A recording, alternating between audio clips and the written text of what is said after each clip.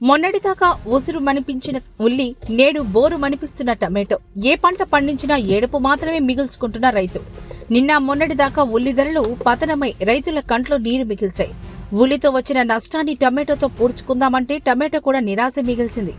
వివరాల్లోకి వెళితే రాష్ట్రంలో టొమాటో పంటకు మదనపల్లి మార్కెట్ తర్వాత అంత పెద్ద మార్కెట్ కర్నూలు జిల్లా పత్తికొండలోనే ఉంది.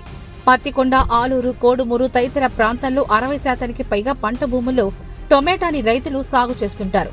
ఏడాది పొడవునా మంచి ధర ఉంటూ నిత్యం డిమాండ్ ఉండే టమాటా ఇక్కడి రైతులకు పంట చేతికొచ్చినప్పుడు మాత్రమే ధర పతనమవుతూ రైతులను అప్పుల ఊబిలోకి కూరుకుపోయేలా చేస్తోంది. పత్తికొండ మార్కెట్లో నిన్న టమాటా ధరలు పూర్తిగా పతనమై రైతులు తాము పండించిన పంటను రోడ్లపై పారబోసి ఆందోళన చేపట్టాల్సిన పరిస్థితి ఏర్పడింది.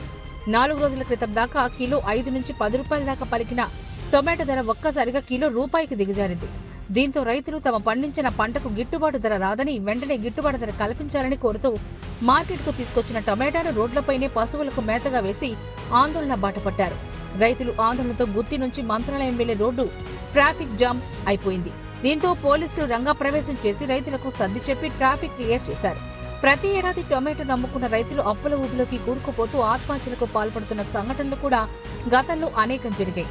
రైతుల ఆత్మహత్యలను దృష్టిలో ఉంచుకుని గతంలో ప్రభుత్వం టొమాటోకు కేజీకి 8 రూపాయల చొప్పున మద్దతు ధరను ప్రకటించింది. అయితే స్థానికంగా ఉన్నటువంటి వ్యాపారులు సిండికేట్ గా ఏర్పడి రైతులకు మద్దతు ధర ఇవ్వకుండా తక్కువ ధరకు కొంటూ అదే మద్దతు ధరకు ప్రభుత్వానికి అమ్ముకుంటున్నారు. అలాగే బహిరంగ మార్కెట్లో కిలో 25 నుంచి 30 రూపాయల దాకా అమ్ముతూ రైతులు పొట్టకొడుతున్నారు. గత 30 ఏళ్లుగా పత్తికొండ మార్కెట్లో ఇదే పరిస్థితి నెలకొన్నప్పటికీ అధికారులు తీసుకుంటున్నటువంటి చర్యల్లో కానీ పాలకుల తీరులో కానీ ఎటువంటి మార్పు రావడం లేదు.